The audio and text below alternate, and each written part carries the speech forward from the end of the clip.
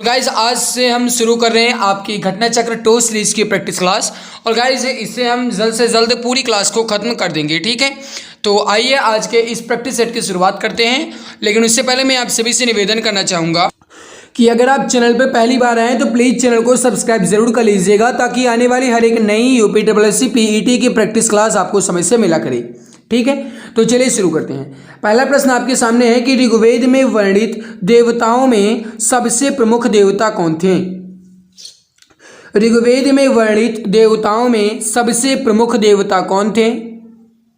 सही आंसर हो जाएगा आपका, वो हो जाएगा मेरे प्यारे भाई इंद्र। कौन थे? इंद्र थे। करेक्ट आंसर हो जाएगा यहाँ पर आपका ऑप्शन नंबर ए। आगे बढ़ते हैं कि अशोक के अभिलेख को सर्वप्रथम किसने पढ़ा। अशोक के अभिलेख को सर्वप्रथम किसने पढ़ा। सही आंसर हो जाएगा आपका, वो हो जाएगा जेम्स प्रिंसेप ने। करेक्ट आंसर हो जाएगा आपका ऑप्शन नंबर ए। आगे बढ़ते हैं, अगला प्रश्न आपके सामने कि गुप्त साम्राज्य का वास्तविक संस्थापक किसे माना जाता है।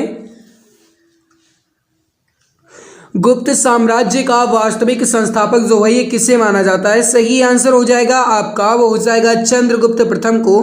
करेक्ट आंसर हो जाएगा आपका ऑप्शन नंबर बी। जो भी हमारे प्यारे भाई बहन मित्र यहाँ पर ऑप्शन बी बता रहे हैं बिल्कुल सही हो जाएगा। अगला आपके सामने कि दिल्ली पर राज करने वाली प्रथम महिला शासिका थी। दिल्ली पर राज करने वाली प्रथम महिला शासिका कौन थी, इसका आंसर आपको बताना है। सही आंसर हो जाएगा मेरे प्यारे भाई, वो हो जाएगा रजिया सुल्तान। करेक्ट आंसर हो जाएगा आपका ऑप्शन नंबर बी। जो भी हमारे प्यारे भाई बहन मित्र यहाँ पर ऑप्शन बी बता रहे हैं बिल्कुल सही हो जाएगा। आगे बढ़ते हैं गाइस, अगला प्रश्न आपके सामने, इसको आप देखिए। धन निष्कासन का विरोध किसने किया था। धन निष्कासन का विरोध जो है ये किसने किया, इसका आंसर आपको बताना है। राइट आंसर क्या हो जाएगा। अब ध्यान दीजिएगा मेरे प्यारे भाई, धन निष्कासन का विरोध जो है ये किसने किया, ये प्रश्न आपसे पूछ रहा है। तो मेरे प्यारे भाई देखो, धन निष्कासन का विरोध जो है ये किसने किया। गाइज यहाँ पर जितने भी ऑप्शन दिए गए ये सभी आपके गलत हैं, ऑप्शन डी करेक्ट हो जाएगा। अगला देखो, सरोजिनी नायडू को किस वर्ष कांग्रेस अधिवेशन का अध्यक्ष बनाया गया। सरोजिनी नायडू को किस वर्ष कांग्रेस अधिवेशन का अध्यक्ष बनाया गया।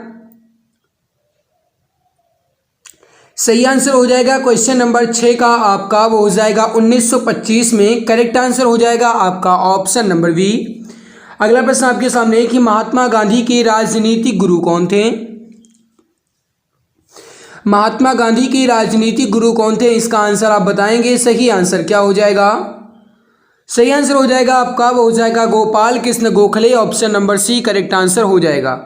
आगे बढ़ते हैं, निम्नलिखित घटनाक्रम को सजाइए। मेरे प्यारे भाई आपको ये बताना है कि सबसे पहले कौन सा घटनाक्रम घटित हुआ, उसके बाद कौन सा हुआ, उसके बाद कौन सा हुआ और उसके बाद कौन सा हुआ।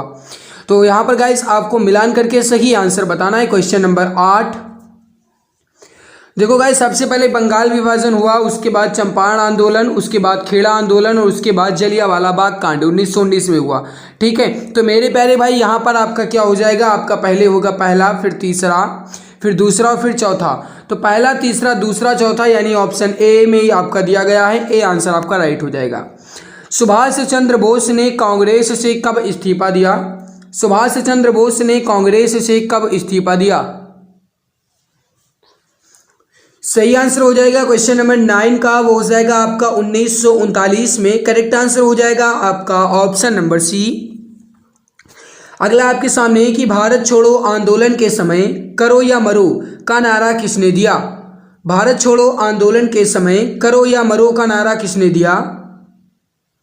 सही आंसर हो जाएगा क्वेश्चन नंबर 10 का, वो हो जाएगा यहाँ पर आपका महात्मा गांधी ने। Option number C correct answer हो जाएगा। दूसरी बात आप याद रखिएगा मेरे प्यारे भाई, आपसे ये प्रश्न इस प्रकार भी पूछा जा सकता है कि महात्मा गांधी ने करो या मरो का नारा जो है ये किस आंदोलन के समय दिया था। तो याद रखिएगा, भारत छोड़ो आंदोलन के समय किसने दिया, महात्मा गांधी ने। ऑप्शन सी यहाँ पर आपका राइट हो जाएगा। आगे बढ़ते हैं गाइस, अगला प्रश्न आपके सामने, एशिया की सबसे लंबी नदी का नाम बताइए। एशिया की सबसे लंबी नदी क्या है।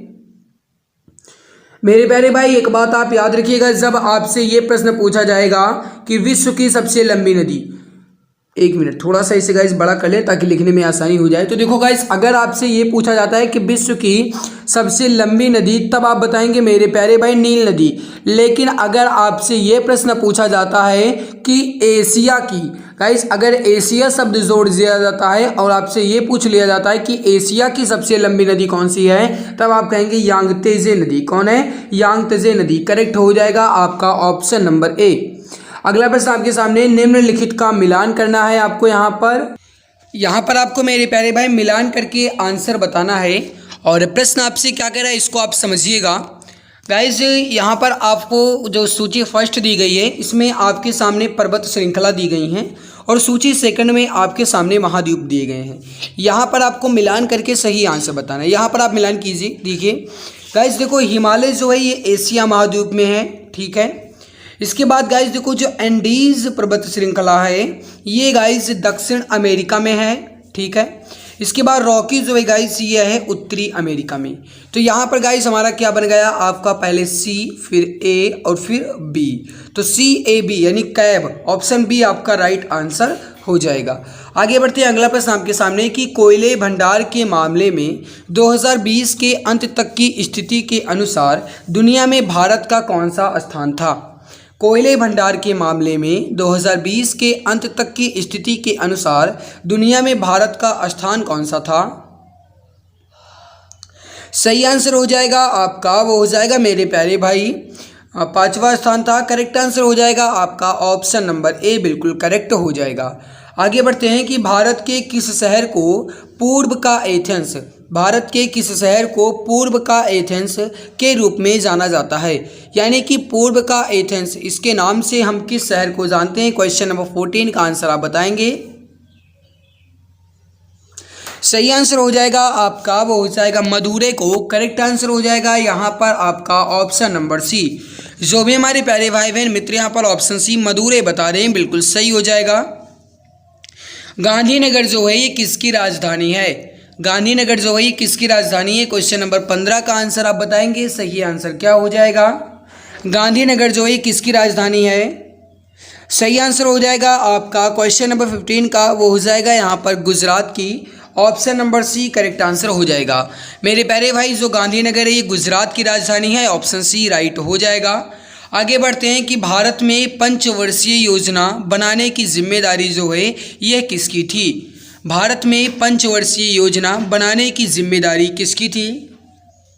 सही आंसर हो जाएगा क्वेश्चन नंबर 16 का, वो हो जाएगा योजना आयोग। Option number C correct answer आपका हो जाएगा। आगे बढ़ते हैं गाइस, अगला प्रश्न आपके सामने कि बैंकों का बैंक किसे कहा जाता है। बैंकों का बैंक किसे कहा जाता है, फटाफट आंसर देंगे। क्वेश्चन नंबर 17 सही आंसर हो जाएगा मेरे प्यारे भाई, वो हो जाएगा आरबीआई को, यानी reserve bank of India. Option number B यहाँ पर आपका राइट आंसर हो जाएगा। मेरे प्यारे भाई बैंकों का बैंक जो है ये रिजर्व बैंक ऑफ इंडिया यानी आरबीआई को कहा जाता है। याद रखिएगा ये प्रश्न आपके एग्जाम की दृष्टि से इम्पॉर्टेंट है, आपके एग्जाम में पूछा जा सकता है। तो आरबीआई जो हो जाएगा आपका बैंकों का बैंक। आगे बढ़ते हैं, सेज का पूर्ण रूप यानी सेज का आपको फुल फॉर्म बताना है। क्वेश्चन नंबर 18 अब ध्यान दीजिएगा मेरे प्यारे भाई, सेज का पूर्ण रूप आपसे पूछा जा रहा है। इसका सही आंसर हो जाएगा क्वेश्चन नंबर 18 का आपका, वो हो जाएगा मेरे प्यारे भाई स्पेशल इकोनॉमिक जोन। क्या हो जाएगा, special economic zone. Option B correct answer आपका हो जाएगा।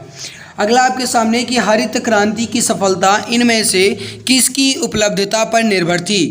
हरित क्रांति की सफलता जो है ये किसकी उपलब्धता पर निर्भर थी, इसका आंसर आप बताएंगे। सही आंसर क्या हो जाएगा, राइट आंसर हो जाएगा आपका। देखो गाइस यहाँ पर रासायनिक उर्वरक एवं कीटनाशक ये भी है, पर्याप्त सिंचाई सुविधाएं ये भी है, बीजों की उच्च पैदावार किस्में ये भी है। यानी मेरे प्यारे भाई यहाँ पर आपका उपर्युक्त सभी ऑप्शन जो है ये बिल्कुल सही हो जाएगा। ऑप्शन डी करेक्ट आंसर आपका हो जाएगा।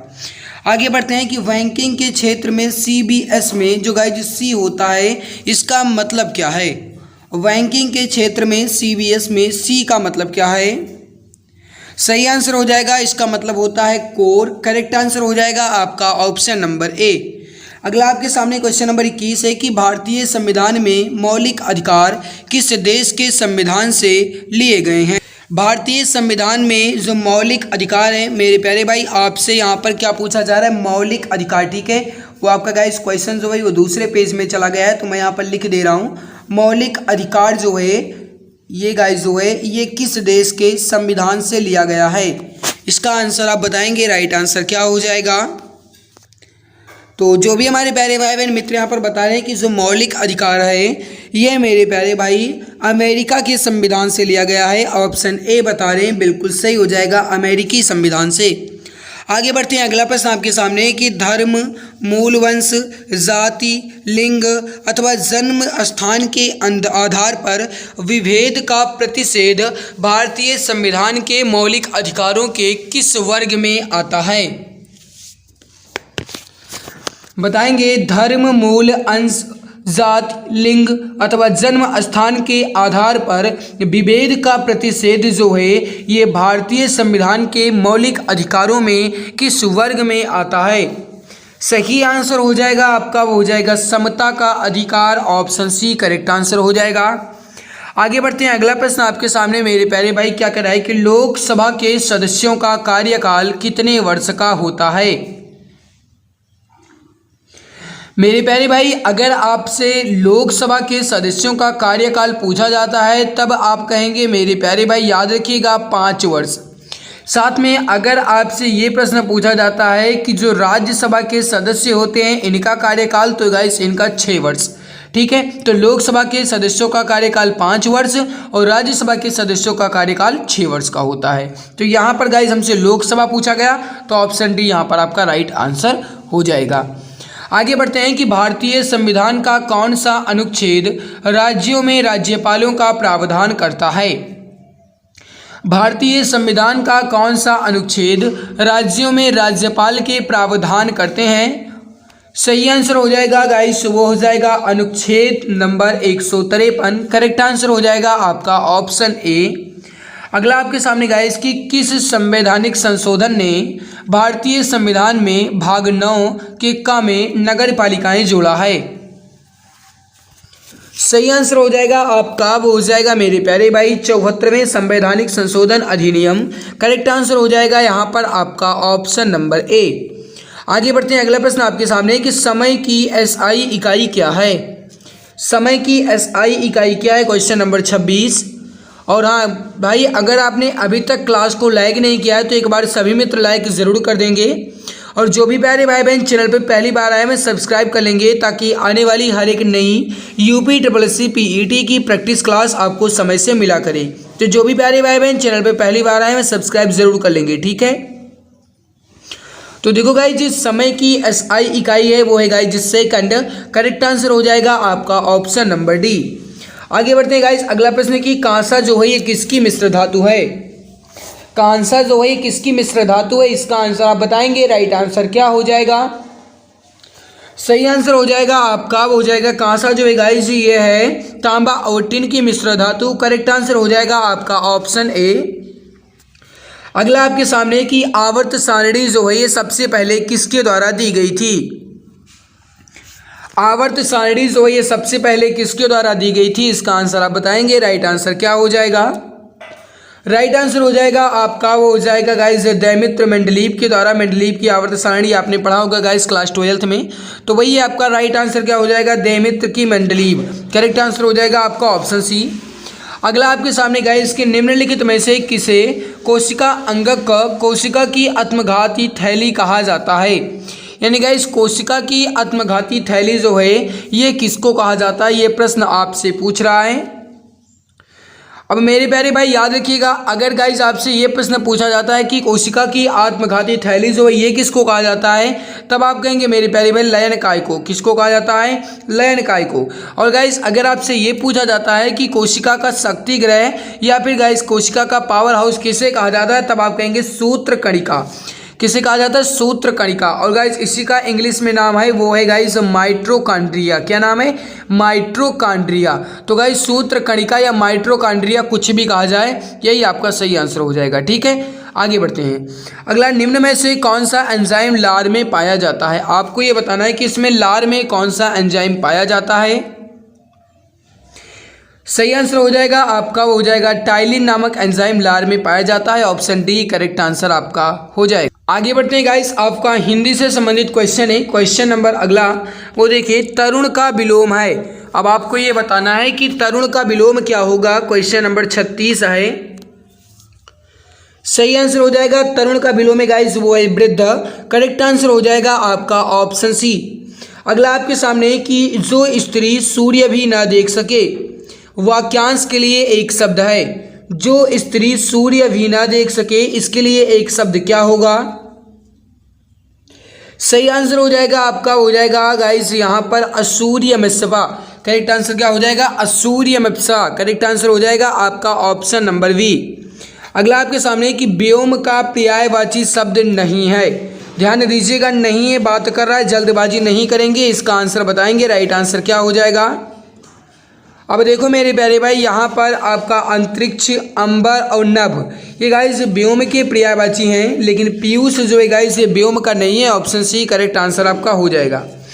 अगला आपके सामने गाइस, इसको आप देखिए 39-40 दोनों क्वेश्चन आप देखिए।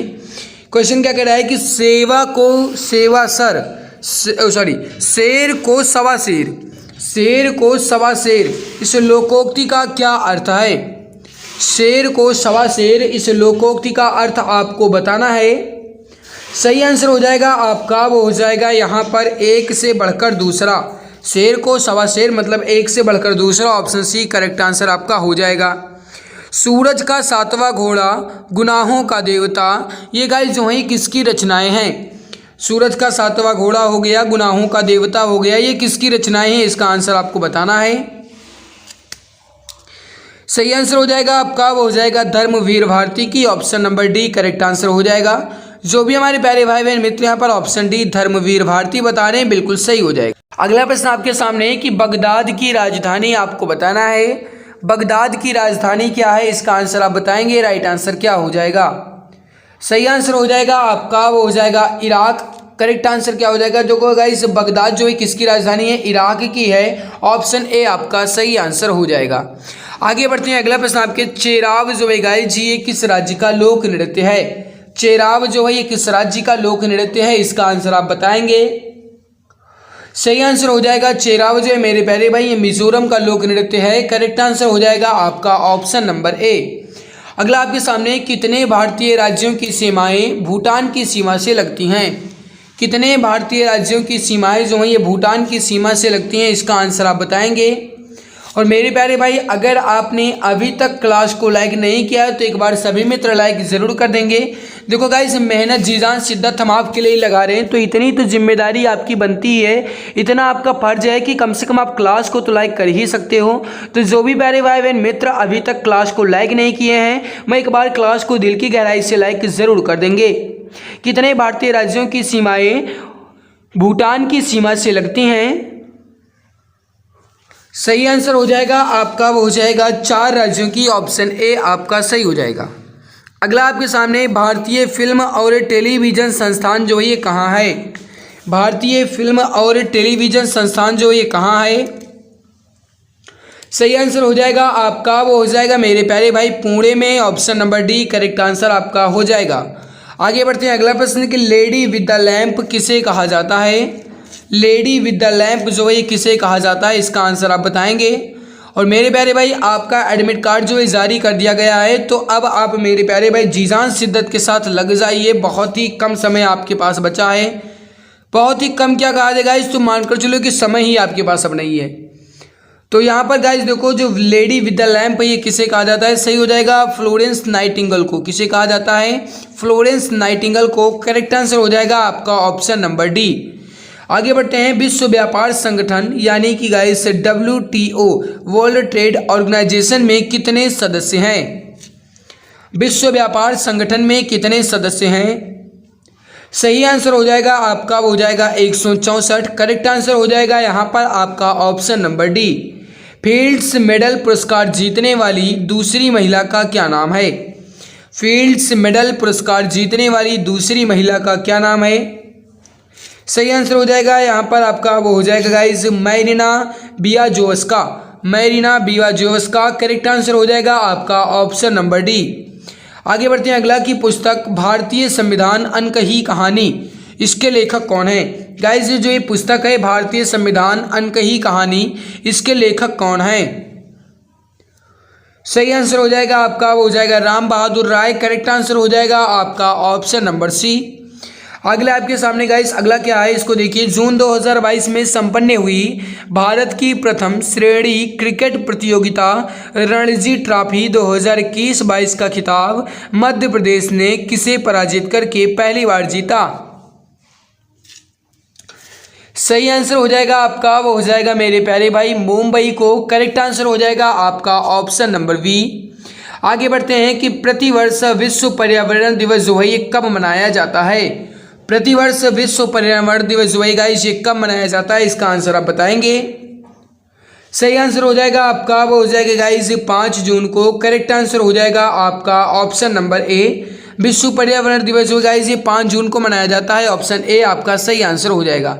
यहाँ पर गाइस आपका गद्यांश सही 71 से 75 तक गद्यांश को पढ़ करके सही आंसर आपको बताना है। आपके सामने अब गद्यांश बचा है। तो वैसे तो गाइस मैं गद्यांश स्किप करवा देता हूँ, लेकिन अब मैं आपका एक भी गद्यांश स्किप नहीं करूँगा, कि गद्यांश भी जरूरी है मेरे प्यारे भाई, ठीक है। क्या पता यही पूरा गद्यांश ही वहाँ पर छप के आ जाए, कुछ पता नहीं है ना। तो गाइस गद्यांश भी मैं आपका करवा देता हूँ। आइए पहले पढ़ लेते हैं इसको। मानव के मर्म स्थल में परोपकार और त्याग जैसे सद्गुणों की जागृति तभी हो पाती है जब वह अपने तुच्छ भौतिक जीवन को नगण्य समझकर उत्साह उमंग के साथ दूसरों की सेवा शुश्रूषा तथा सत्कार करता है। यह कठोर सत्य है कि हम भौतिक रूप से इस संसार में सीमित अवधि तक ही रहेंगे। हमारी मृत्यु के बाद हमारे निकट संबंधी, मित्र, बंधु बांधव जीवन भर हमारे लिए शोकाकुल और प्रेमाकुल भी नहीं रहेंगे। दुख मिश्रित इस निर्बल भावना पर विजय पाने के लिए तब हमारे अंतमरण में एक विचार उठता है कि क्यों ना हम अपने सत्कर्मों और सद्गुणों का प्रकाश फैलाकर सदा सदा के लिए अमर हो जाए। सेवक प्रवृत्ति अपनाकर हम ऐसा अवश्य कर सकते हैं। अपने निस्वार्थ व्यक्तित्व और परिहित कर्मों के बल पर हम हमेशा के लिए मानवीय जीवन हेतु उत्प्रेरणा बन सकते हैं।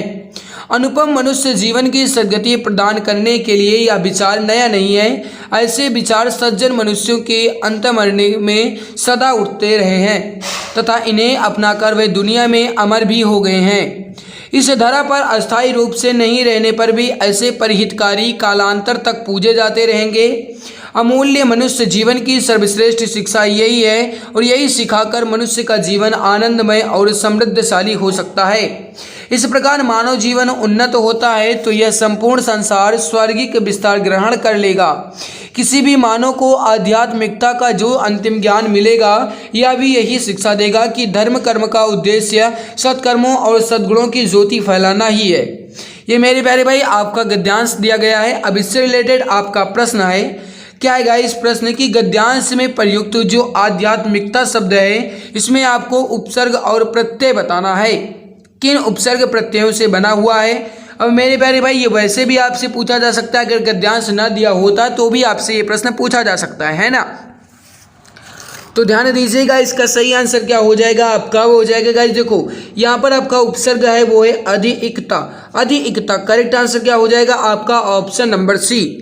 आगे बढ़ते हैं, अगला प्रश्न आपके सामने। ऐसे परोपकारी लोग सदा पूजे जाते रहेंगे जो, मेरे प्यारे भाई ऐसे परोपकारी लोग सदा पूजे जाते रहेंगे जो सेवक वृत्ति अपनाकर परिहित कार्य करते रहें। ऑप्शन नंबर डी आपका राइट हो जाएगा।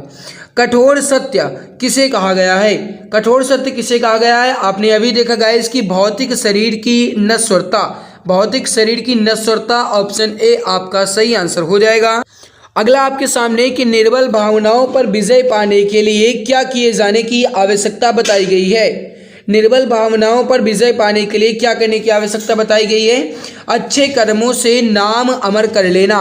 ऑप्शन नंबर डी आपका सही हो जाएगा। आगे बढ़ते हैं गाइस कि हमारी जीवन सदा प्रेरणा बन सकती है यदि हम, गाइस ये हमारी जीवन जो है सदा प्रेरणा बन सकते हैं यदि हम निस्वार्थ भाव से क्या करें, परोपकार करें। ऑप्शन डी आपका राइट हो जाएगा। तो यहाँ पर गाइस आपका 75 क्वेश्चन ये कंप्लीट हुआ। 5 क्वेश्चन आपका और बचता है मेरे प्यारे भाई गद्यांश का ही, वो भी हम कंप्लीट कर लेते हैं। आइए इस पहले गद्यांश को पढ़ लेते हैं। हाँ, तो गद्यांश में आप गाइस पढ़िएगा। देखो गाइस, मैं यहाँ पर गद्यांश पढ़ते हुए चल रहा हूँ, आप भी पढ़िएगा। ऐसा बिल्कुल भी नहीं है कि मैं ही पढ़ूँ आप उसे ही देखते रहो, आप भी पढ़ने की कोशिश करो, तभी आपको समझ में आएगा। ठीक है, तो पढ़ते हैं। राष्ट्रीय पर्वों और सांस्कृतिक समारोहों के दौरान गीत गाए जाएं, कविताएं सुनी और सुनाई जाएं। इसे लेकर माता पिताओं, स्कूल और समाज में व्यापक सहमति है। लेकिन गीत कविताएं बच्चों के जीवन में रच बस जाएं, वह उनका भरपूर आनंद लेने लगें, खुद तुकबंदियां करने लगें, रचने लगें, यह माता पिता को मंजूर नहीं। माता को लगता है ऐसा करते हुए तो वह उस राह से भटक जाएंगे जिस राह पर उन्हें चलाना चाहते हैं, जिस राह से वह उन्हें अपनी सोची हुई मंजिल पर पहुंचाना चाहते हैं। उनकी इस इच्छा से यह निहित है कि वह बच्चे वैसा कुछ भी नहीं करें जो वह करना चाहते हैं, बल्कि वह वैसा करें जैसा माता पिता चाहते हैं। उनके भीतर बच्चों के स्वतंत्रता पूर्वक सीखने की प्रक्रिया के प्रति सतत संदेह और गहरा डर बना रहता है। यही हाल है स्कूल का है। गीत कविताएं स्कूल और कक्षाओं की रोज़मर्रा की गतिविधि का हिस्सा बन जाए, ये स्कूल को मंजूर नहीं। स्कूल को लगता है कि इस सब के लिए समय कहाँ है, यह पाठ्य पुस्तक से बाहर की गतिविधि है। शिक्षक और शिक्षा अधिकारी चाहते हैं शिक्षक पहले परीक्षा परिणाम बेहतर लाने के लिए काम करें। दूसरी ओर हमारी संस्कृति और समाज में गीत कविता की जो जगह थी वह लगातार सीमित हुई हैं। गीत गाने सुनने सुनाने के अवसर हुआ करते थे, वह अवसर ही गीत कविताओं को गुनगुनाते रह सकने के लिए, याद करने को प्रेरित करते थे, सहजने और रचने के लिए प्रेरित करते थे, उनमें कुछ जोड़ने के लिए प्रेरित करते थे। इस सब के लिए अतिरिक्त प्रयासों की जरूरत नहीं पड़ती थी, वह जीवन शैली का स्वाभाविक हिस्सा था। बच्चों के लिए पढ़ाई से अधिक खेलने कूदने के लिए समय और जगह थी। खेलने कूदने की मस्ती के दौरान ही उनके बीच से स्वतः ही नए खेलों, तुकबंदियाँ और खेल गीतों बलगीतों का भी सृजन हो गया करता था। उनकी रचनाएं चलन से आ जाया करती थीं, जबान पर चढ़ जाती थीं और सालों साल उनकी टोलियों के बीच बनी रहती थीं। समय के साथ उनमें कुछ कमी पाए जाने पर संशोधित होती रहती थी। देखो गाइस, गद्यांश वास्तव में कराने की कोई ज़रूरत नहीं होती है, गद्यांश आसान होता है, उसे पढ़कर ही आप आंसर दे सकते हो। और मैं गाइस देखो गद्यांश नहीं कराना चाहता हूँ, टाइम ही आपका वेस्ट होता है, ठीक है। लेकिन फिर भी कई सारे मित्र के कमेंट्स आते हैं कि गद्यांश भी करवा दिया करो, तो गाइस इसीलिए करवाना पड़ता है। फिर से ही गाइस पूरी कहानी यहाँ मुझे पढ़नी पड़ती है, कोई ज़रूरी नहीं है ना। आप खुद से गाइस इसको आसानी से कर सकते हो। तो देखो गाइस, गद्यांश से रिलेटेड आपका प्रश्न है कि गीत कविता बच्चों के जीवन में रच बस जाए, ये माता पिता को पसंद नहीं, क्योंकि इसके बच्चे कैसे हो जाएंगे मेरे प्यारे भाई। सही आंसर हो जाएगा माता पिता द्वारा जो गाइस तय किया गया लक्ष्य है उसको नहीं प्राप्त कर पाएंगे। ऑप्शन ए आपका राइट हो जाएगा। आगे देखो, गीत कविता स्कूलों को भी पसंद नहीं, क्योंकि उन्हें लगता है कि, अब गाइस आप गद्यांश क्यों पढ़े हैं, अभी आपने देखा कि गीत कविता जो है वह स्कूलों को भी पसंद नहीं, क्योंकि उन्हें लगता है कि ये जो गाइस है ये स्कूल की पढ़ाई लिखाई से इसका कुछ भी संबंध नहीं है। तो ऑप्शन डी यहाँ पर आपका राइट हो जाएगा। अगला कि गीत कविता के बारे में कौन सा कथन सही नहीं है। अब गाइस देखो, ये जीवन शैली का एक स्वाभाविक हिस्सा है, सही है। ये भाषा सृजनात्मक को पोषित करते हैं, ये भी सही है। समाज में इनकी व्यापक सहमति नहीं है, ये गलत है आपका गाइस। ऑप्शन नंबर सी गलत हो जाएगा। शिक्षा व्यवस्था गीत कविता को किस दृष्टि से देखते हैं, तो देखो गाइस आपने देखा कि शिक्षा व्यवस्था जो है ये गीत कविता को किस दृष्टि से देखते हैं। आपने देखा कि बाधक के रूप में, ऑप्शन डी राइट हो जाएगा।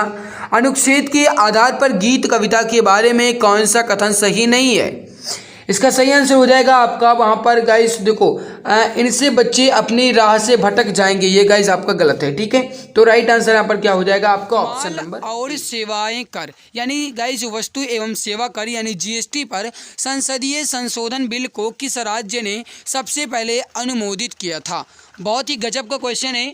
माल और सेवाएं कर यानी जीएसटी पर संसदीय संशोधन बिल को किस राज्य ने सबसे पहले अनुमोदित किया था। राइट आंसर यहाँ पर हो जाएगा आपका, वो हो जाएगा असम ने। करेक्ट आंसर हो जाएगा आपका ऑप्शन सी। आगे बढ़ते हैं कि पाल राजवंश के सर्वप्रथम राजा कौन थे। पाल राजवंश के सर्वप्रथम राजा कौन थे।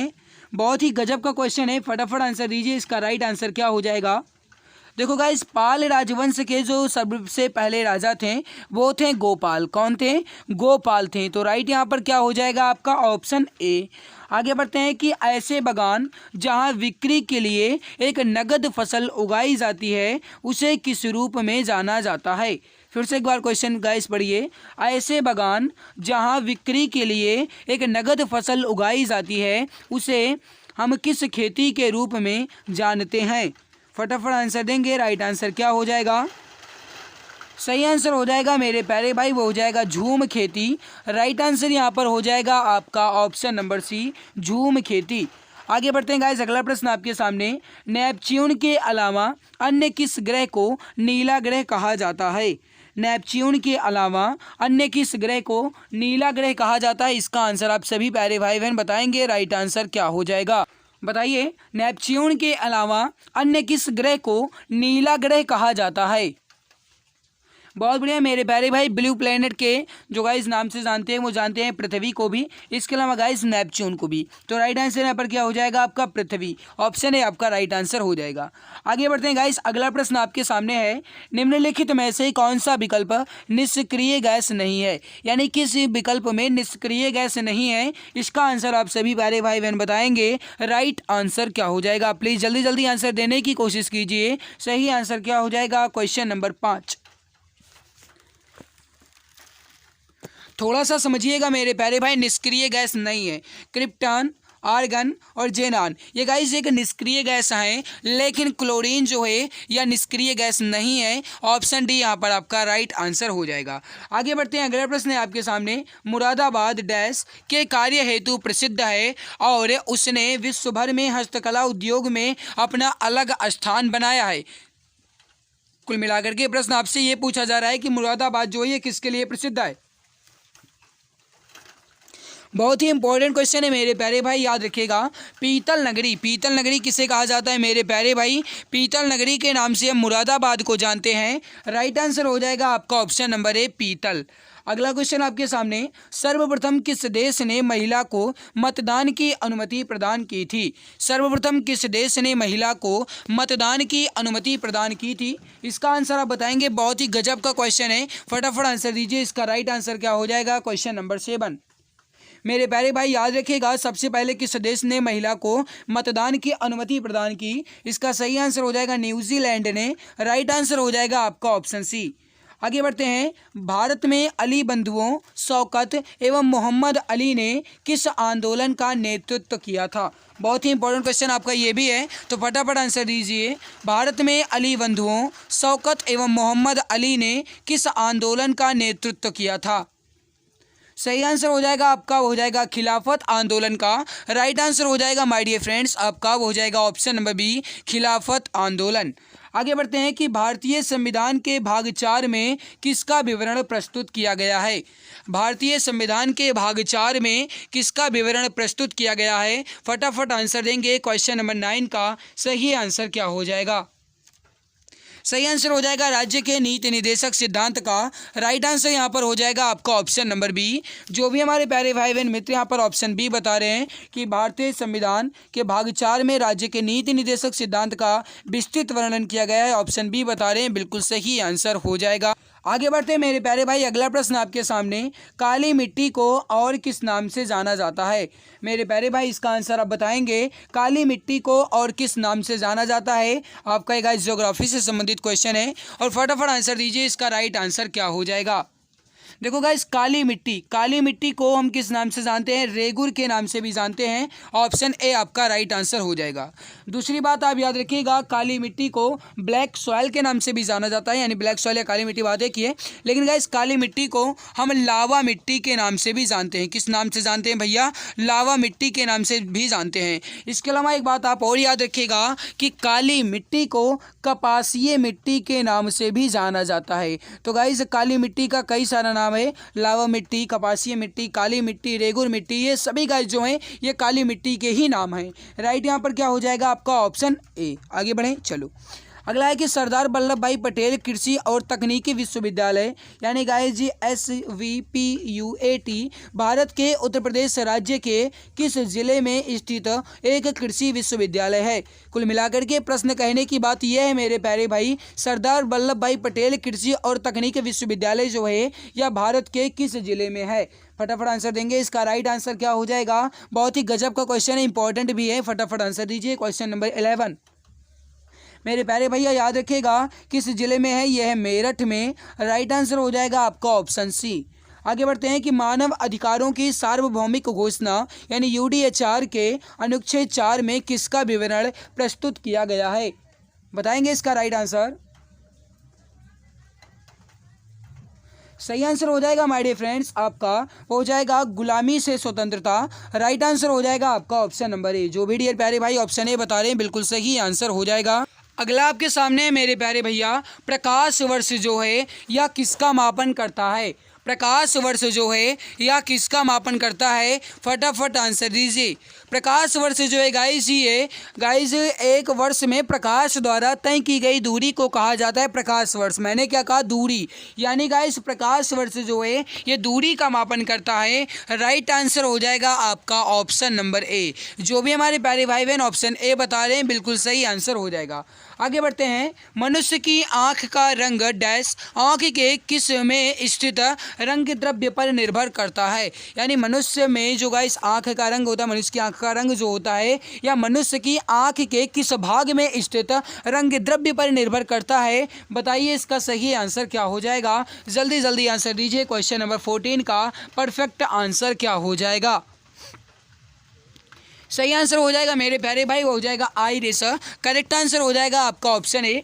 अगला है कि हिंद स्वराज नामक पुस्तक के लेखक कौन है।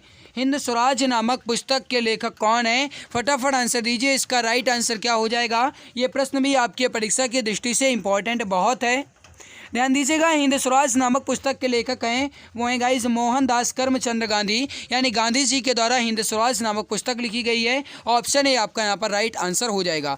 आगे बढ़ते हैं गाइस। अगला है कि मौर्य राजवंश के अंतिम शासक कौन थे। मौर्य राजवंश के अंतिम शासक कौन थे, इसका आंसर आप बताएंगे। क्वेश्चन नंबर 16 का सही आंसर क्या हो जाएगा। जल्दी जल्दी आंसर दीजिए। इसका सही आंसर क्या हो जाएगा मेरे प्यारे भाई। मौर्य राजवंश का अंतिम शासक जो था वो था बृहद्रथ। कौन था, बृहद्रथ था। राइट आंसर हो जाएगा यहाँ पर आपका ऑप्शन नंबर सी। आगे बढ़ते हैं। राजा हर्षवर्धन ने किस में भद्र विहार नामक ज्ञान के एक वृहत केंद्र की स्थापना की थी। राजा हर्षवर्धन ने किस में भद्र विहार नामक एक ज्ञान के वृहत केंद्र की स्थापना की थी। सही आंसर हो जाएगा मेरे प्यारे भाई वो हो जाएगा कन्नौज में। करेक्ट आंसर यहाँ पर हो जाएगा आपका ऑप्शन नंबर सी। आगे बढ़ते हैं। प्रसिद्ध सूफी संत जो हैं ये गाइस किसके वार्षिक वर्ष के अवसर पर हिंदू कैलेंडर के कार्तिक महीने में प्रतिवर्ष बाराबंकी में देवा मेला आयोजित किया जाता है। यहाँ पर ये वर्ष लिखा है। राइट आंसर हो जाएगा my dear friends. Question number 18 का आपका वो हो जाएगा गाइस वारिस अली शाह के। राइट आंसर यहाँ पर हो जाएगा आपका ऑप्शन नंबर बी। जो भी हमारे प्यारे भाई बहन मित्र ऑप्शन बी बता रहे हैं बिल्कुल सही आंसर हो जाएगा। आगे बढ़ते हैं। अगला प्रश्न आपके सामने है। देखो बहुत ही लंबा चौड़ा पहाड़ जैसा क्वेश्चन आपको दिख रहा होगा, लेकिन है बहुत ही इजी, बहुत इजी क्वेश्चन है। थोड़ा सा समझ लिया करो, उसके बाद आप गाइस आंसर देने की कोशिश करो। बहुत ही गजब का क्वेश्चन हर क्वेश्चन रहता है ना। आप ये समझ लो कि चाहे जैसा क्वेश्चन होगा इसको तुम फाड़ देंगे तो गाइस आप बिल्कुल आसानी से आंसर दे सकते हो। 17वीं सदी के दौरान इब्राहिम आदिल शाह द्वारा लिखी गई कौन सी निम्नलिखित पुस्तक हिंदू देवताओं एवं मुस्लिम सूफियों के गुणगान से संबंधित गानों का संग्रहण है। कुल मिलाकर के प्रश्न ये पूछा जा रहा है आपसे, इब्राहिम आदिल शाह ने इनमें से किस पुस्तक में गाइस हिंदू देवताओं एवं मुस्लिम सूफियों के गुणगान से संबंधित गानों का संग्रहण किया है। राइट आंसर यहाँ पर क्या हो जाएगा मेरे प्यारे भैया वो हो जाएगा किताब ए नवरस में। राइट हो जाएगा यहाँ पर आपका ऑप्शन नंबर बी। आगे बढ़ते हैं। अगला देखो गाइज ये भी आपको बहुत लंबा चौड़ा दिख रहा होगा ना। बहुत ईजी है, बहुत ईजी है। केवल और केवल गाइज आपको समझाने की दृष्टि से इतना लंबा लिख दिया जाता है। ठीक है, देखो क्वेश्चन क्या है। भारतीय वैज्ञानिक एवं भौतिक विज्ञान के प्रोफेसर डैश ने संगीत के प्रति अपने गहरे प्यार के कारण वर्ष 1921 में लंदन के रॉयल सोसाइटी के समक्ष तार के संगीत उपकरणों के सिद्धांत पर शोध पत्र प्रस्तुत किया था। कुल मिलाकर के प्रश्न ये पूछ रहा है भारतीय वैज्ञानिक एवं भौतिक विज्ञान के कौन से प्रोफेसर हैं जिन्होंने गाइस 1921 में लंदन की रॉयल सोसाइटी के समक्ष तार के संगीत उपकरणों के सिद्धांत के आधार पर शोध पत्र प्रस्तुत किया था। राइट आंसर यहाँ पर हो जाएगा आपका, हो जाएगा CB रमन। राइट हो जाएगा आपका ऑप्शन नंबर C। इतना आसान क्वेश्चन था। आगे बढ़ते हैं, अगला देखो गाइस। अगला है कि कौन सा एक साधारण उपकरण है जिसका प्रयोग जंगली घास को हटाने और मिट्टी का टीला जो है मिट्टी को ढीला करने के लिए किया। यानी कि गाइस क्वेश्चन ये कह रहा है कि इसमें हम किसका उपयोग करते हैं जिससे जंगली घास को हटाया जाता है और मिट्टी को ढीला किया जाता है। किसका भैया, किसका किया जाता है? बहुत बढ़िया मेरे प्यारे भाई, राइट हो जाएगा फावड़ा का, फावड़ा का, है ना। तो गाइस फावड़ा जो है आप सभी जानते होंगे गाइस, जिससे मिट्टी की खुदाई होती है या गाइस जब नींव भरी जाती है तो उसमें गाइस जब मिट्टी की पटाई के कार्य चलते हैं तो उसमें गाइस फावड़ा का ज़्यादा प्रयोग किया जाता है ना। गाइस फावड़ा का कई सारी जगहों में काम होता है, कृषि में काम होता है। फावड़ा समझते हो मेरे प्यारे भाई क्या होता है? जैसे कुदाल होती है उसी के टाइप का होता है, लेकिन गाइस फावड़ा थोड़ा चौड़ा होता है ना। तो राइट यहाँ पर क्या हो जाएगा आपका फावड़ा। अगला आपके सामने है, निम्नलिखित में से कौन मानव रोग बैक्टीरिया के कारण उत्पन्न होते हैं? कौन सा मानव रोग बैक्टीरिया के कारण उत्पन्न होता है? बताइए इसका राइट आंसर क्या हो जाएगा।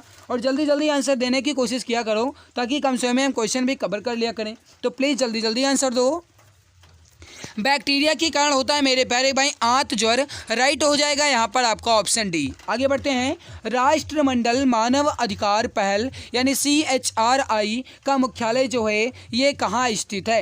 राष्ट्रमंडल मानव अधिकार पहल का मुख्यालय हेड क्वार्टर कहाँ है? इसका आंसर आप सभी प्यारे भाई बहन बताएंगे। राइट आंसर क्या हो जाएगा? क्वेश्चन नंबर 23 सही आंसर हो जाएगा मेरे प्यारे भाई, वो हो जाएगा नई दिल्ली में। ऑप्शन नंबर C यहाँ पर आपका बिल्कुल करेक्ट हो जाएगा।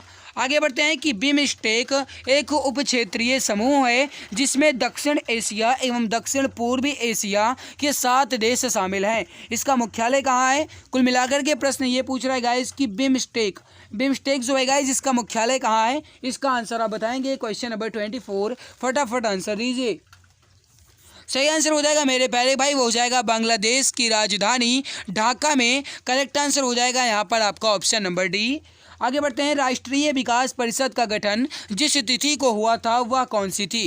यानी राष्ट्रीय विकास परिषद का गठन जो है ये कब हुआ? इसका आंसर आप बताएंगे। सही आंसर क्या हो जाएगा? क्वेश्चन नंबर 25 सही आंसर हो जाएगा मेरे प्यारे भाई, वो हो जाएगा 6 अगस्त 1952 को। सही आंसर हो जाएगा यहाँ पर आपका ऑप्शन नंबर C। आगे बढ़ते हैं, भारतीय पुनर्जागरण आंदोलन के पिता कौन थे? भारतीय पुनर्जागरण आंदोलन के पिता कौन थे? इसका आंसर आप सभी प्यारे भाई बहन बताएंगे। सही आंसर क्या हो जाएगा? जल्दी जल्दी आंसर दीजिए। सही आंसर क्या हो जाएगा? सही आंसर हो जाएगा मेरे प्यारे भाई, वो हो जाएगा राजा राम मोहन राय। करेक्ट आंसर हो जाएगा यहाँ पर ऑप्शन डी। आगे बढ़ते हैं, जय जवान जय किसान का नारा जो है यह किसने दिया था? फटाफट आंसर देंगे। जय जवान जय किसान का नारा जो है यह किसने दिया था? सभी मित्र बताएंगे।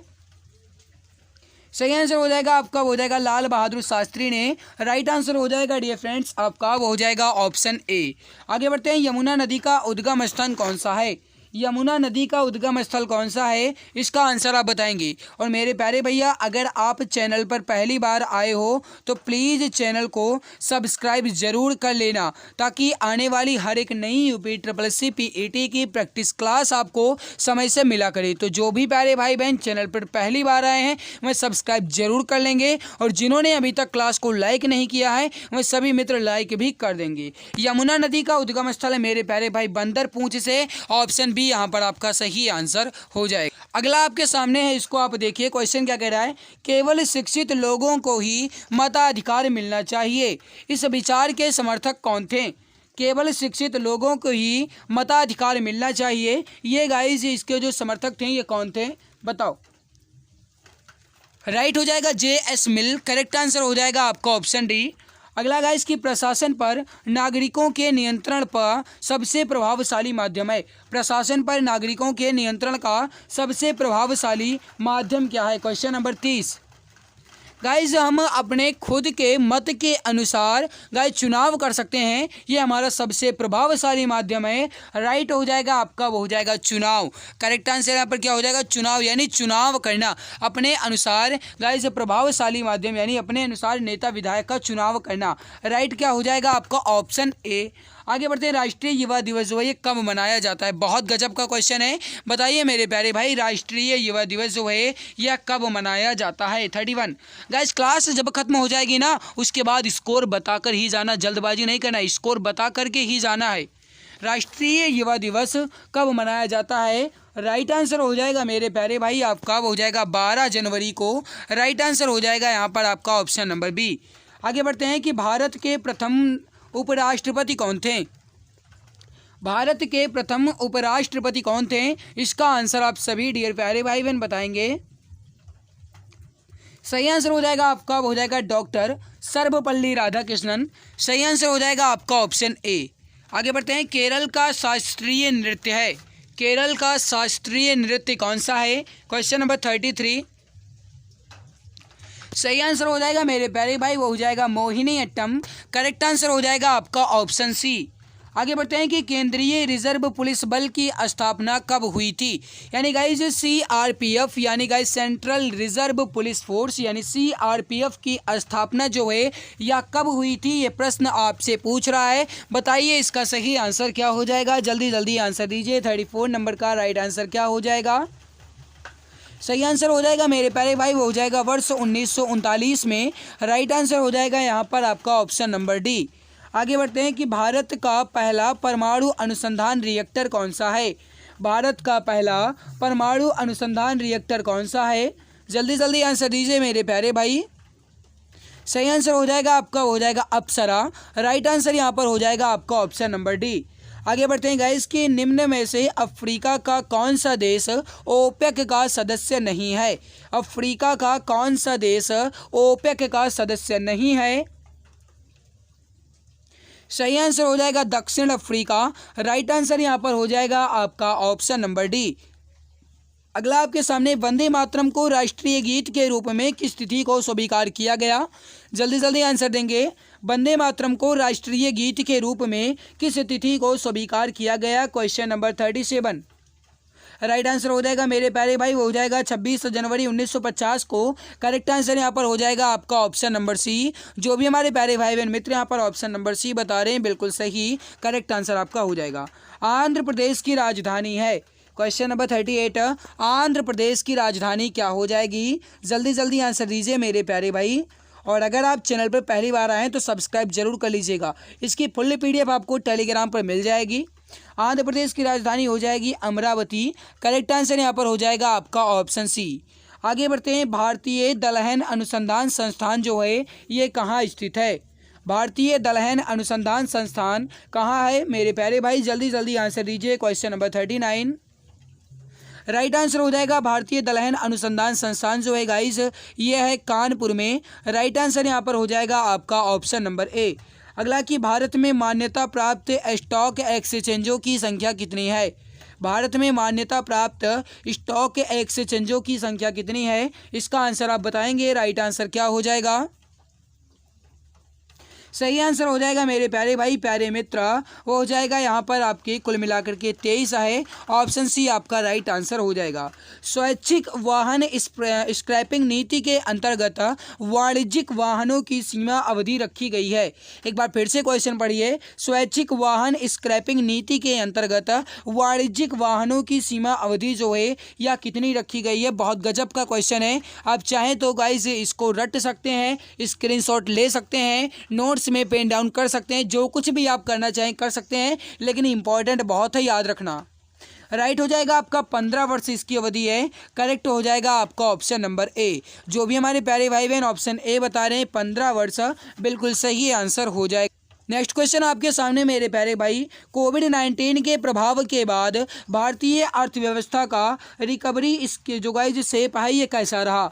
फिर से एक बार क्वेश्चन पढ़िए। कोविड-19 के प्रभाव के बाद भारतीय अर्थव्यवस्था का रिकवरी शेप कैसा रहा। सही आंसर हो जाएगा मेरे प्यारे भाई, वो हो जाएगा बी आकार का। करेक्ट हो जाएगा वी शेप। सही आंसर क्या हो जाएगा आपका ऑप्शन नंबर ए। आगे बढ़ते हैं, नीति आयोग की स्थापना जो है यह कब हुई थी? नीति आयोग की स्थापना जो है यह कब हुई थी? मेरे प्यारे भाई, नीति आयोग के जो अध्यक्ष होते हैं, याद रखिएगा, जो गाइस नीति आयोग होता है इसको जो अध्यक्ष होते हैं गाइस ये होते हैं पीएम यानी कि प्रधानमंत्री। और वर्तमान में गाइस नीति आयोग के जो अध्यक्ष हैं ये कौन है? तो याद रखिएगा, वर्तमान में नीति आयोग के अध्यक्ष हैं वो हैं प्रधानमंत्री नरेंद्र मोदी। नीति आयोग की स्थापना जो है गाइस ये कब हुई थी? तो राइट आंसर हो जाएगा क्वेश्चन नंबर 43 का आपका हो जाएगा 1 जनवरी 2015 को। गाइस नीति आयोग जो है गाइस इसका पुराना नाम है वो है योजना आयोग। अगला आपके सामने, केंद्रीय एगमार्क प्रयोगशाला कहाँ स्थित है? केंद्रीय एगमार्क प्रयोगशाला कहाँ स्थित है? इसका आंसर आप बताएंगे हमारे प्यारे भैया। राइट आंसर क्या हो जाएगा? केंद्रीय एगमार्क प्रयोगशाला है गाइस वो है नागपुर में। राइट आंसर हो जाएगा यहाँ पर आपका ऑप्शन नंबर बी। अगला आपके सामने, भारतीय संविधान के किस अनुच्छेद के तहत यह व्यवस्था की गई है कि संसद को CGST IGST लगाने का अधिकार होगा? फिर से एक बार पढ़िए मेरे प्यारे भाई, क्वेश्चन क्या कह रहा है? भारतीय संविधान के किस अनुच्छेद के तहत यह व्यवस्था की गई है कि संसद को CGST और IGST लगाने का अधिकार है? सही आंसर हो जाएगा आपका वो हो जाएगा अनुच्छेद 246 के अंतर्गत। राइट आंसर हो जाएगा ऑप्शन बी। अगला आपके सामने, एक राष्ट्र एक राशन कार्ड योजना के संदर्भ में कौन सा कथन असत्य है? एक राष्ट्र एक राशन कार्ड योजना के संदर्भ में कौन सा कथन असत्य है? अगला आप जो गाइस इसका सही आंसर हो जाएगा वो हो जाएगा, देखो, इस योजना को पायलट प्रोजेक्ट के रूप में गुजरात, महाराष्ट्र, राजस्थान व मध्य प्रदेश में शुरू किया गया था। गलत, ऑप्शन ए ही आपका गलत आंसर हो जाएगा। आगे बढ़ते हैं, कुपोषण की समस्या से निपटने के लिए फोर्टिफाइड चावल स्कीम का लक्ष्य जो है ये रखा गया है कब तक? कुपोषण की समस्या से बचने के लिए गाइस जो फोर्टिफाइड चावल स्कीम का लक्ष्य है ये कब तक रखा गया है? 47 नंबर का आंसर आप बताएंगे। राइट हो जाएगा वर्ष 2024 तक। करेक्ट आंसर हो जाएगा डियर फ्रेंड्स आपका ऑप्शन नंबर डी। आगे बढ़ते हैं, व्यापार की किस प्रक्रिया में ग्राहक आपस में ऑनलाइन खरीद बिक्री करते हैं? व्यापार की किस प्रक्रिया में ग्राहक आपस में ऑनलाइन खरीद प्रक्रिया करते हैं? 48 नंबर का आंसर आप बताएंगे। ये गाइस आपका इकोनॉमिक्स से संबंधित क्वेश्चन आ रहा है और बताइए इसका सही आंसर क्या हो जाएगा? सही आंसर हो जाएगा मेरे प्यारे भाई वो हो जाएगा C2C। करेक्ट आंसर हो जाएगा आपका ऑप्शन नंबर बी।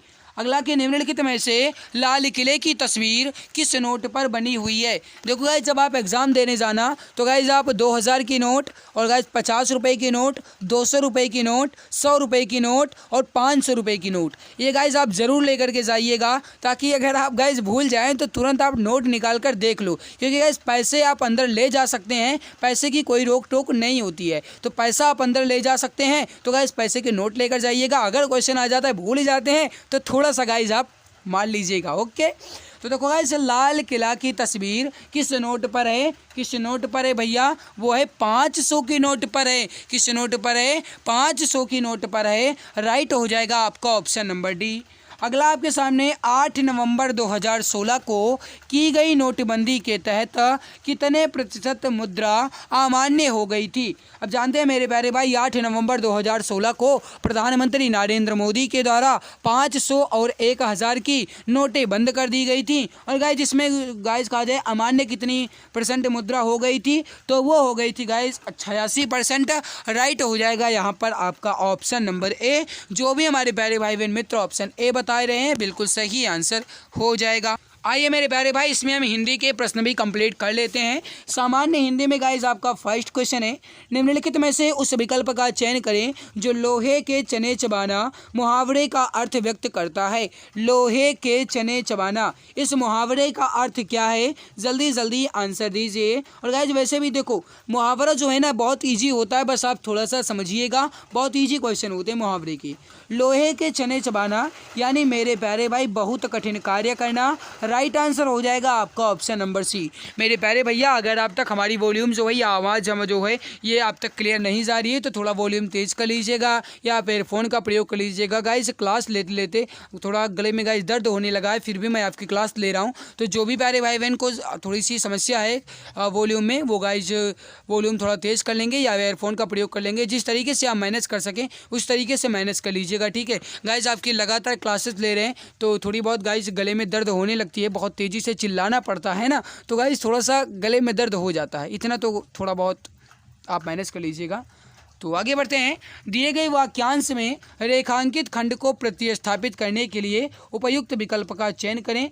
हमारा ईश्वर में विश्वास है। अब कहने का मतलब ये है, इस ईश्वर जो है गाइज इसका आपको प्रतिस्थापित करना है, यानी ईश्वर के स्थान पर हम क्या गाइज इसमें स्थापित कर सकते हैं। अब देखो गाइज, देखो वैसे तो कहा जाए इसमें आप कुछ भी कर सकते हो गाइज। कहा जाए हमारा शंकर में विश्वास है, हमारा विष्णु में विश्वास है, हमारा कृष्ण में विश्वास है, लेकिन अगर देखा जाए तो इसमें जो उपयुक्त होगा आपका हो जाएगा भगवान। हमारा भगवान में विश्वास है, यानी आप क्या हैं, आस्तिक हैं। मेरे प्यारे भाई, जो ईश्वर में विश्वास रखता है उन्हें आस्तिक कहा जाता है। तो हमारा भगवान में विश्वास है या ईश्वर में विश्वास से बात एक ही है। राइट यहाँ पर क्या हो जाएगा आपका ऑप्शन सी। आगे दिए गए वाक्यांश के लिए एक शब्द दीजिए राजनीति से संबंधित। अब आपको ये बताना है राजनीति से संबंधित इस वाक्यांश के लिए गाइस जो एक शब्द होगा वह क्या हो जाएगा, बताइए। और मेरे प्यारे भाई, अगर आप चैनल पे पहली बार आए हैं तो सब्सक्राइब जरूर कर लीजिएगा ताकि आने वाली हर एक नई यूपी SSC PET की प्रैक्टिस क्लास आपको समय से मिला करे, ठीक है। सही आंसर हो जाएगा आपका, हो जाएगा राजनीति से संबंधित यानी राजनैतिक। राइट हो जाएगा आपका ऑप्शन नंबर डी। रिक्त स्थानों को भरने के लिए उपयुक्त शब्द चुनें। अनाज किसमें उगता है। अब आप बताएंगे अनाज किसमें उगता है, छोटे छोटे बच्चे भी इसका आंसर बता सकते हैं, है ना। तो किसमें उगता है भैया, सड़क पर थोड़ी अनाज उगता है, मैदान में थोड़ी उगता है, खेतों में ही तो उगेगा। करेक्ट क्या हो जाएगा आपका ऑप्शन नंबर सी। आगे बढ़ते हैं। सही वर्तनी वाले शब्द का चयन करें। अब आपको ये बताना है सही वर्तनी वाला शब्द इसमें कौन सा है, फटाफट आंसर दो। राइट आंसर क्या हो जाएगा, सही आंसर हो जाएगा मेरे प्यारे भाई, हो जाएगा क्षुधा। क्या है गाइस यहाँ पर, इस प्रकार क्षुधा होगा, किस प्रकार से, इस प्रकार से, ये गाइस आपका हो जाएगा सही वर्तनी। राइट यहाँ पर क्या हो जाएगा आपका ऑप्शन नंबर डी बिल्कुल करेक्ट हो जाएगा। गाइस यहाँ पर अब आपका गद्यांश दे दिया गया है और आप कहें तो गद्यांश भी मैं करवा दूं, और चलो करवा देते हैं गाइस। अब आपका स्किप नहीं करेंगे कोई भी गद्यांश, देखो पढ़ लेते हैं, जल्दी जल्दी पढ़ेंगे। और हाँ, आप भी पढ़ा करो, हम पढ़ते हैं गाइस लेकिन आप भी पढ़ो। क्यों, कि गाइस जब आप पढ़ोगे, हमारे पढ़ने और आपके पढ़ने में बहुत अंतर है। आप पढ़ोगे आपको भी थोड़ा सा समझ आएगा, उसके बाद गाइस आप आसानी से आंसर दे सकते हो। पढ़ो, हमारे साथ पढ़िएगा। सेवा सदन के उपरांत सन 1920 में प्रेमचंद का उपन्यास वरदान प्रकाशित हुआ, किंतु यह उपन्यास न तो सेवा सदन की भावभंगिमा को स्पर्श कर सका और न तो वह उष्णता और न ही वैचारिक स्पष्टता इस उपन्यास में थी। ऐसा लगता ही नहीं कि सेवा सदन लिखने के बाद प्रेमचंद्र ने इस उपन्यास का सृजन किया है। जो वैचारिक प्रवणता सेवा सदन में है उसका अल्पांश भी वरदान में नहीं है। उपन्यास की अधिकांश कथा में क्रमशः कृत्रिमता बढ़ती ही चली गई और कल्पना की अतिशयता ने मूल कथानक को ही अस्त व्यस्त कर दिया। निस्संदेह वरदान प्रेमचंद की एक दुर्बल कीर्ति है। वरदान के प्रकाशन के ठीक एक वर्ष बाद सन 1921 में प्रेमचंद्र का प्रेमाश्रम प्रकाश में आया और प्रेमाश्रम में प्रायः उन सभी दोषों का अभाव है जिनके कारण वरदान एक आसक्त उपन्यास बनकर ही रह गया था। इस उपन्यास के माध्यम से जमींदार और कृषकों का संघर्ष पहली बार भारतीय समाज के सामने इतना खुलकर और उभर कर स्पष्ट रूप से आया तथा प्रेमचंद की कला भी संभवतः पहली बार पूर्णतः रूप से प्रकट हुई। श्री इलाचंद्र की कला भी संभवतः पहली बार पूर्णतः रूप से प्रकट हुई। और मेरे प्यारे भाई, श्री इलाचंद्र जोशी एवं श्री अवध उपाध्याय जैसे प्रेमचंद के प्रारंभिक आलोचकों ने इस उपन्यास की यद्यपि तीखी आलोचना की, किंतु आलोचकों की आलोचना से तो कोई कीर्ति अपनी महानता खो नहीं देती। फिर देखो गाइस, जो सामाजिक सच था प्रेमचंद ने उसकी अभिव्यक्ति दी और समाज सच की आलोचना करने पर भी सच ही रहता है। फिर आप देखोगे गाइस यहाँ पर लिखा गया है कि इस उपन्यास का कथा क्षेत्र उपन्यास के अब तक प्रकाशित उपन्यासों में सबसे अधिक विस्तृत था। भिन्न भिन्न जीवन पक्षों का अत्यधिक सूक्ष्म चित्रण प्रेमचंद ने इस उपन्यास में प्रस्तुत किया और इस योजना में उपन्यासकार ने शोषक एवं शोषित के जिस संघर्ष को चित्रित किया वह अत्यंत सजीव एवं रोमांचक है। लेखक ने इसमें कहीं पर बड़ी संयत दृष्टिकोण से ग्राम्य जीवन की विडंबनाओं का चित्रण किया है। तेजी से पढ़ाया गाइस मैंने, फिर भी इतने टाइम लग गए। देखो, वरदान के बाद किस उपन्यास का प्रकाशन हुआ, आपने पढ़ा वरदान के बाद किस उपन्यास का हुआ था, प्रेम आश्रम का। राइट क्या हो जाएगा यहाँ पर आपका ऑप्शन नंबर बी। आगे बढ़ते हैं। प्रेमचंद के किस उपन्यास में कल्पना एवं कृत्रिमता की अधिकता है, किस उपन्यास में मेरे प्यारे भाई, प्रेमाश्रम में। राइट हो जाएगा यहाँ पर आपका ऑप्शन नंबर सी। निम्नलिखित में से कौन सा कथन असत्य है, आपको बताना है इसमें असत्य कथन कौन सा है। 83 का राइट आंसर। सही आंसर हो जाएगा आपका, हो जाएगा वरदान उपन्यास में किसी प्रकार का कोई दोष नहीं है, ये आपका गलत है। प्रेमचंद के किस उपन्यास का कथा क्षेत्र सबसे अधिक विस्तृत है, प्रेमचंद के किस उपन्यास का कथा क्षेत्र सबसे अधिक विस्तृत है। सही आंसर हो जाएगा आपका, हो जाएगा प्रेम आश्रम। राइट आंसर हो जाएगा आपका ऑप्शन नंबर बी।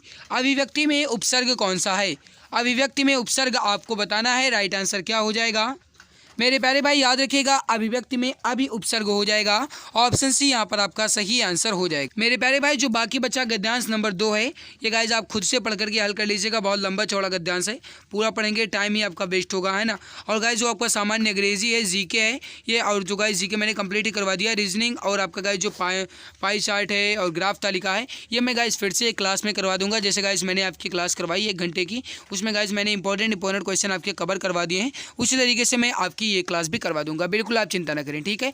तो मेरे प्यारे भाई, अगर आप चैनल पर पहली बार आए हैं तो सब्सक्राइब जरूर कर लीजिएगा। जो भी प्यारे भाई बहन अभी तक क्लास को लाइक नहीं किए हैं, मैं सभी मित्र एक बार क्लास को दिल की गहराई से लाइक जरूर कर देंगे। और अगर आप चैनल पर पहली बार आए हैं तो सब्सक्राइब तो कर ही लीजिएगा, ताकि आने वाली हर एक नई BEE PET की प्रैक्टिस क्लास आपको समय से मिला करे। इसकी फुल PDF आपको टेलीग्राम चैनल पर मिल जाएगी। टेलीग्राम पर जाकर के आप इसकी PDF को आसानी से प्राप्त कर सकते हैं। टेलीग्राम चैनल की लिंक जो है वह डिस्क्रिप्शन बॉक्स में अवेलेबल है। गाइज आप डिस्क्रिप्शन बॉक्स के लिंक के माध्यम से टेलीग्राम पर आसानी से पहुंच सकते हैं, ठीक है। आज की हमारी मेहनत आप सभी को कैसी लगी कमेंट सेक्शन में जरूर बताइएगा, और आपका स्कोर कितना रहा इस पर भी आपने अपनी राय दीजिएगा। मिलते हैं दूसरी नई बेहतर क्लास में, तब तक के लिए बहुत बहुत धन्यवाद। नमस्कार। अब जी के विषय का डर हुआ पूरी तरह खत्म। जी हाँ, आप सभी के लिए 5000 प्लस क्वेश्चंस की ई बुक लॉन्च की जा चुकी है। इस ई बुक में आपको history, geography, economic, constitution, science के अंतर्गत फिजिक्स, केमिस्ट्री, बायोलॉजी और स्टैटिक जीके के 5000 प्लस क्वेश्चंस के साथ एक्स्ट्रा पॉइंट्स मिलेंगे। यह ई बुक आपको इमेज एंड कलरफुल मिलेगी, ताकि आपको पढ़ने में मजा आए। इस ई बुक को आप मात्र 39 रुपये में परचेज कर सकते हैं, जिस पे 60% का डिस्काउंट चल रहा है। अगर आप अभी परचेज करेंगे तो आप मात्र 39 रुपये में खरीद सकते हैं। इसको खरीदने के लिए UPI ID पूजा BCI T05@OKSBI पर आपको मात्र 39 रुपये पे करना है, या फिर अन्य डिटेल्स आप व्हाट्सएप नंबर 8948667652 पे आप प्राप्त कर सकते हैं। यहाँ से भी आप परचेज कर सकते हैं। यह ई बुक आपको सभी एग्जाम्स में बहुत ज़्यादा हेल्प करेगी और आपको सिलेक्शन दिलाने में बहुत ज़्यादा मदद करेगी। बहुत बहुत धन्यवाद।